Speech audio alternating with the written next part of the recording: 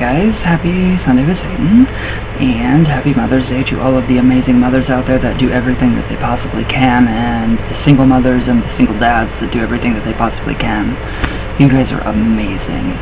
Alright, so we're going to go into basically choosing your place to do your workings. And yeah, my hair is really funky today. I don't know what happened. It just kind of went a giant blonde white tidal wave. So now our places of working. So here, I love how this man, I love how Nigel words stuff. It is incredible. It really is incredible. So, and then if you guys want, you guys can go up here to mysticamber.com, enter my name RYANE in all cap locks, and you get 10% off your entire store purchase. Alright, so alright, he says, just a word here on where you will actually be hollowing your compass. So, in traditional craft, it's always preferable to work outdoors. You can't always work outdoors. There's always prying eyes. So, there are various reasons for this, not the least of which is to get away from the ties and the associations of humanity. So yeah, we don't do that just to get away from humanity. No. Working indoors or in a built-up area will constantly remind you of everyday things such as work, domestic issues, worries, and the such like. For me, no, it does not do that, because I have had this altar here for 19 years. And probably, it's pretty much an accumulation of 28 years, almost 29 years of my altar. So it's the evolution. Alright, so these are best avoided in magical work, unless they are to be worked on magically. So yes. The other main reason is that the natural forces with which you will be working with are more likely to be contacted in a natural wild area. That is, as far as possible these days, unmolested by men. So just a place that's not, been destroyed by people. Try to find somewhere outdoors that is reasonably safe and secure. By this he means somewhere that is not overlooked by anyone who is likely to object to your activities, or so far away from civilization that you are unlikely to be disturbed by the casual rambler or mugger. So yeah, be careful. Be careful. This last is something that must be considered in today's society, so be aware of it, yes. So be aware of anybody. Do what you gotta do. Carry, mace or something like that in case someone tries to mug you, or, something crazy happens and you can't contact anybody and you're alone somewhere. That's not good. So, if you are in any doubt, take a friend along who does not mind hanging around nearby for some time, out of sight but within earshot, so they can actually, if somebody jumps up on you, and then you can actually, so you have help. So who can aid you in an emergency? Of course, groups can be a little more secure in their own minds about this, but it is a consideration nonetheless. So some people prefer heathland, some beaches, some woods or forests.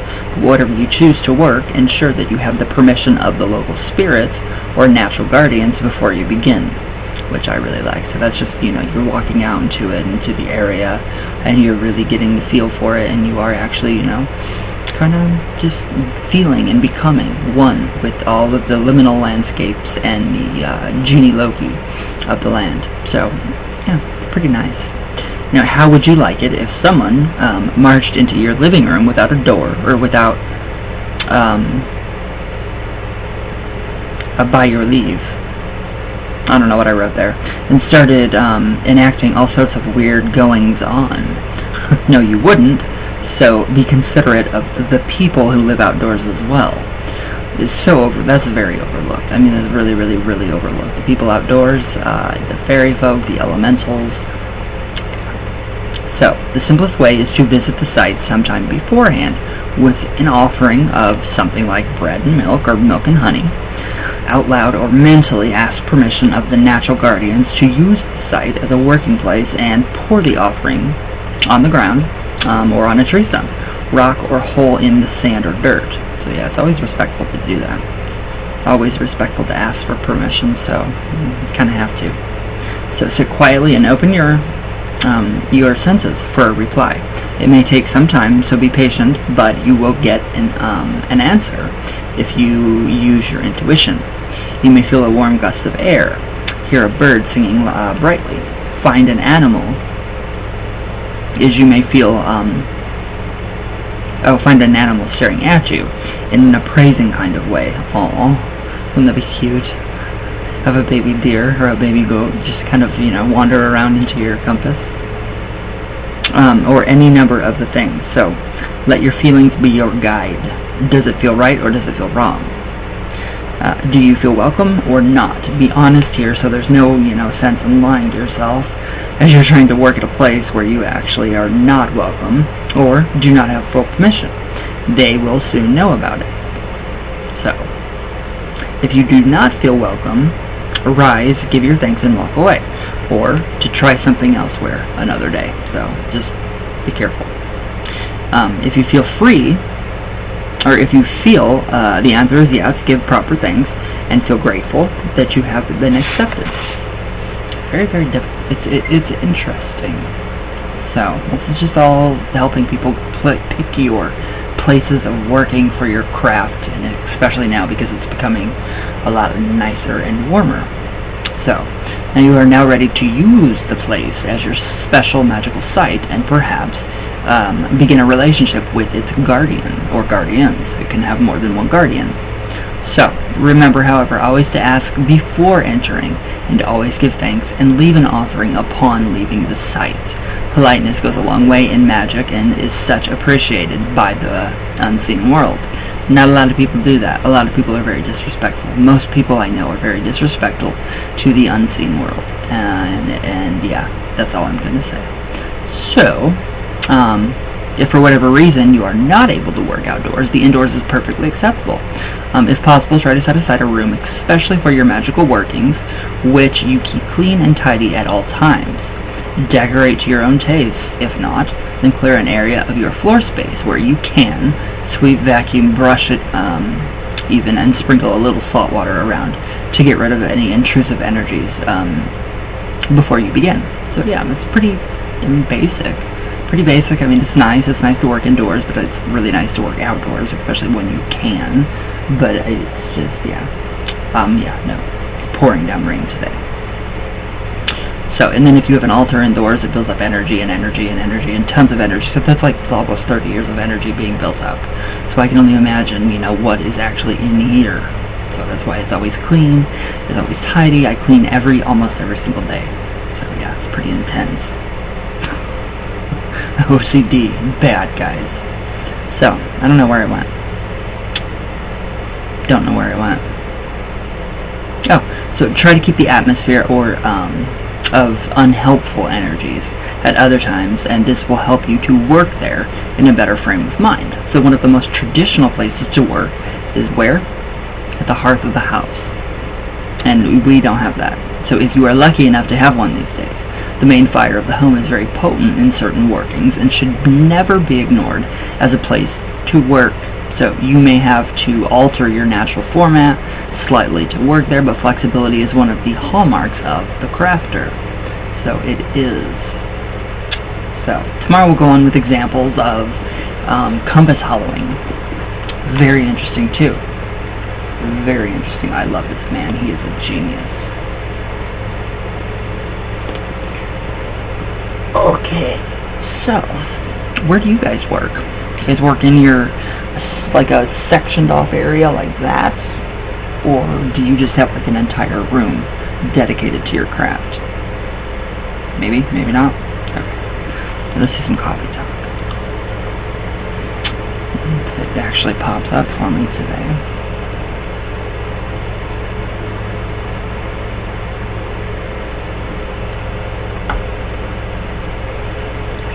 Very interesting stuff, though, especially with the elementals and the energies, bringing it in. It can be a little overwhelming too, especially when you start to pace your compass and you start to see the forms and figures form along the edge of your compass. Those are just the elementals noticing that you are stirring up the serpentine energy.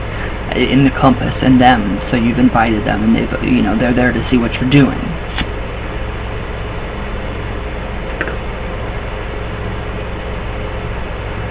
It's just really cool. It's just really, really cool. I love it. I love it. Especially, you know, the liminal times. You can really see. You can really see them. It still takes me back to my pan experience from when I was little. You know, not knowing any better. I asked and I got what I wanted. Pan. And then for the rest of my life, panic disorder. But I mean, I don't know. I think that's something completely different. I induced that panic disorder, in a sense. So,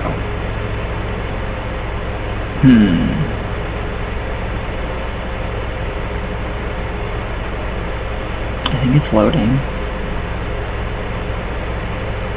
Might be.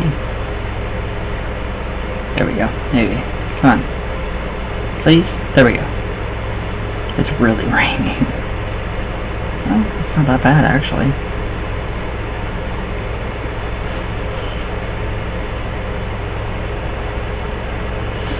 Alright. Where are my comments? Oh. I love it that it's still going back like 5 months. Now it's going to be like 6 months once this pops up. Oh, 20 hours ago. 8 months ago? Oh my god. Alright. Tina J. Hi. Hi, love. Oh my god, how awesome to live next to a cornfield. I bet it's super beautiful on your side of the world. I have beauty surrounding me. Oh, cactuses and sun. But, wow, never been that close to a cornfield. Alone, live next to one. Dope as fuck. The soil must be so magical to touch. It is, because of, you know, the agricultural, you know, the association with Cain and Abel, you know, the blood spilling of Cain or Abel, and that, you know, to me and a lot of other traditional witches is significant of, you know, the agricultural, like, you know, the plowing and the reaping, and then the plowing, you know, the cyclical thing that we do, you know, it's the harvest, and then it plants again, and honestly, it's not that good, it's not that nice. It's dusty, it's very dusty, so we have the plows when they're plowing, and then when they lay fertilizer, it's terrible. We have crop dusters that go over, so it's not that, I mean, it's not that healthy, but it's still interesting. It is, it's very interesting, because cornfield's there, literally cornfield behind me, a cornfield to my left, cornfield literally that way, and then I'm on a crossroad, and then I have another crossroad, so it's just, I mean, there's in between, literally 3 in-betweens before you can get to my house, so it's pretty liminal. I like it. I really do like it. Gustavo, my brother, 8 months ago. Wow. Wow, wow, wow. I like this. Alright, Lady Witch, hi. Hi, you. How are you? Okay, so now I'm curious. Okay, if a sixpence is usable in the next realm because it's no longer used here, does that hold true for any coins? I would think so, honestly. And would that be why the older coins are more useful in magic? I think so. I really do. I always thought it was because of the metal, but this is an interesting twist. It really is, because the sixpence, I don't know. I mean, I know in Cornwall, yeah, totally, you can use it in the afterlife. I mean, in a symbolic sense, you know, the energy of it, and it does have to do with the metal as well. So, I mean, I do collect coins, some old coins, weird ones that I find. I found one that came from, like, Hawaii, and it's just like, it's not round, but it's kind of like zigzagged all the way around. And then I have like one from Hong Kong, and so I can see how you could, like, you know, connect to different cultures and bring in different energies of those cultures with these coins, especially from the, you know, different realms. So I don't know, honestly. I don't know about the other coins, but the sixpence I like that. So I'm not sure. As far as the Warrens, I still believe Laureen had a gift. I do too. No, I totally think that she was manipulated, and she was totally mentally brainwashed by Ed. Him, his whatever it is about him, that man, whenever I see a picture of him, what I feel is what I feel from my ex-boyfriend, and that's very bad. I'm not going to go into what happened with him, but it gives me the heebie-jeebies. It makes me feel gross. When I see pictures of Ed Warren, I want to take a shower and scrub my entire body with borax, or bleach, or lye. Laureen had a gift that was manipulated by Ed, money, and fame. Yes, his ego said a lot about where he was coming from. People don't want to see the truth about them. So many people will argue with me about them, and I cannot stand either one of them. Laureen, I do. I have felt her spirit just a little bit, and it's pretty. It's very nice. She reminds me of my own grandma. But I think she said she never read any books. To know all the phrases that she says in all of her interviews, yes, she did. So I do think that, yeah, he was puppeteering her. Bad. I mean, I don't like him. It's just gross. A very gross feeling. But, I mean, so many people don't see through them. They won't see through them. They're so blind. I know so many people that are blind to them. It's just ridiculous. It is. Ugh. If people only knew. Stanley Berg. Hi. Hi, Ryan. Just See, I got a mention. Yes, I did write it in my book. Really enjoyed the channel. Thanks, bro. You're welcome. How long ago was this? 8 months ago? Wow. Finally getting my comments. Shout right here is hamburger and banana. I remember that. Cindy Miller. Hi, how are you? I'm good. How are you? Happy Mother's Day. Bubba Timko. Also, sunwise is clockwise. In Scottish folklore, the earth revolves and rotates counterclockwise. So if we cast going clockwise, we're actually going against the natural events of time. That is at least what I believe and how I was taught. Yes, that's very true. Actually, the sun revolves around the earth counterclockwise. So what we do, it doesn't matter. It does not matter if you cast your compass or you lay your compass in a clockwise or a counterclockwise. It does not matter at all. But yes, I do like that. So yeah, I do. I was just reading about that actually. So that's actually coming up. So I love it.